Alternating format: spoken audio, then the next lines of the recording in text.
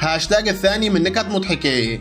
السلام عليكم ورحمة الله يا أخوتي، بسم الله، الصلاة والسلام على خير خلق الله. في هذا الفيديو سنعرض لكم أجمل نكت مضحكة تشوفه في حياتكم إن شاء الله، ولكن أنصحكم بتناول حبوب مانع الموت قبل بداية الفيديو من أجل أن لا تقع خطاياكم في عاتقي وهم يضحكون.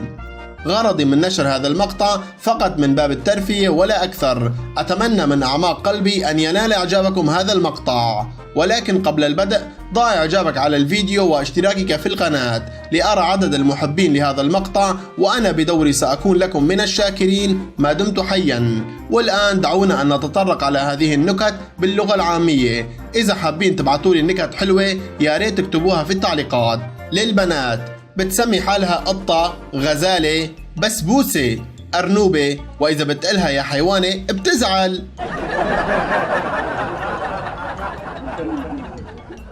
تحشيش. مدرس لغة الإنجليزية وهو معصب سأل الطلاب عن تصريف كلمات التالية، واللي ما يجاوب راح يتعاقب. سأل الأول عن تصريف كلمة speak، قال speak spoke spoken.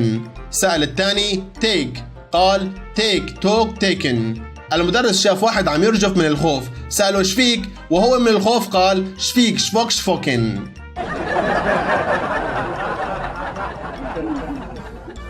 تحشيش. محشش مسكه الشرطة، قال له الضابط انت وين ساكن؟ رد عليه وقال انا ساكن مع اخي. رد سأله الضابط طيب اخوك وين ساكن؟ قال ساكن معي. رجع سأله الضابط وهو معصب المهم انتوا وين ساكنين؟ رد وقال ساكنين مع بعض.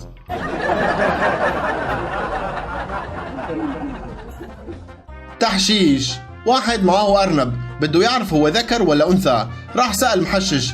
رد عليه المحشش وقال اتركه، إذا ركض فهو ذكر، وإذا ركضت فهي أنثى.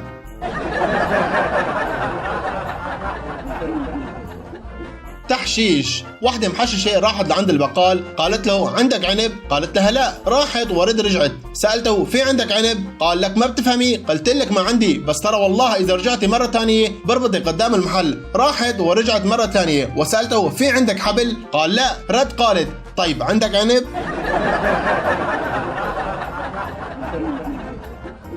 شوفير. مرة واحد اشتغل شوفير تاكسي في باريس، ركبت معاه واحدة عريانة طول الطريق وهو بيطلع عليها من المراية. قالت له شو أول مرة تشوف واحدة عريانة؟ قال لا، بس حموت وأعرف حطلع الأجرة من وين. قمة الزناخة. شعب العربي بغرفة الضيوف أهلا وسهلا، زارتنا البركة والله. وفي المطبخ سوي قهوة، ابن الحرام إجا.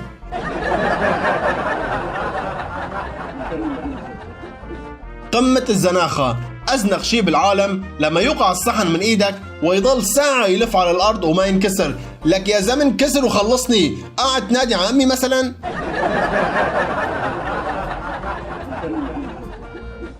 الحمصي.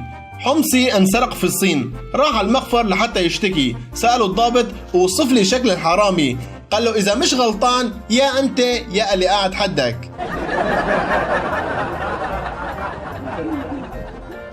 صراع الزوجين. مرة شخص اتصل بزوجته وقال لها احضري لي مياه الساخن، فقال له صديقه اوه لديك شخصية قوية. رد وقال له إيه اكيد ما راح اغسل الصحون بمياه باردة يعني.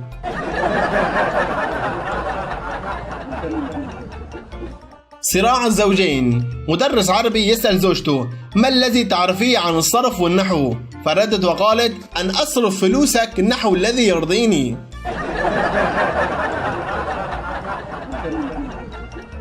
صراع الزوجين. واحدة تسأل الدكتور زوجي يكلمني أثناء النوم ما الحل؟ قال لها الدكتور إيه بسيطة. سألته طيب كيف؟ قالت له أنت بس أعطيه فرصة يتكلم وهو فايق. شكل المرة بتحكي كتير.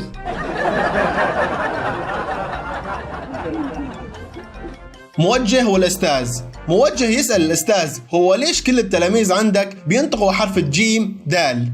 بيرد عليه وبيقول مش عارف، هو ده اللي مدنني.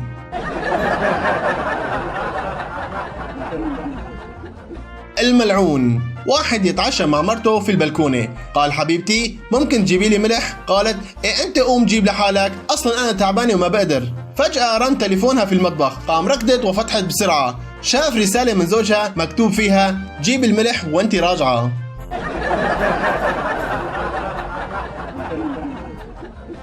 تحشيش، محشش فك باب بيتهم واخذوا لعند النجار مشان يصلحوا. الجيران سألوه لوين مودي الباب؟ مانك خايف من بيتك ينسرق؟ رد وقال لهم كيف راح يدخلوا البيت والباب معي؟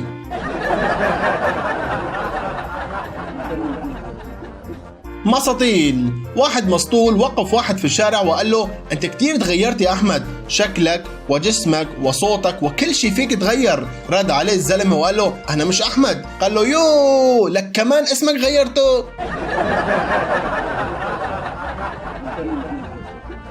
تحشيش، الشاب انا بموت فيكي، البنت الشاب انت عمري وكل حياتي، البنت الشاب لك روحي فداكي، البنت الشاب انا راح اهديكي خاتم من ذهب، البنت بجد؟ الشاب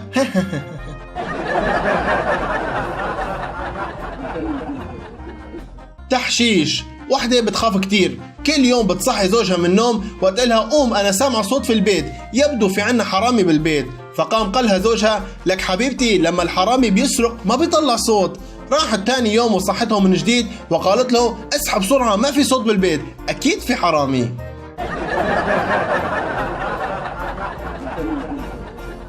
قبل الختام ضع اعجابك على الفيديو واشتراكك في القناة، سأكون لكم من الشاكرين ما دمت حيا. دمتم في امان الله وسلام.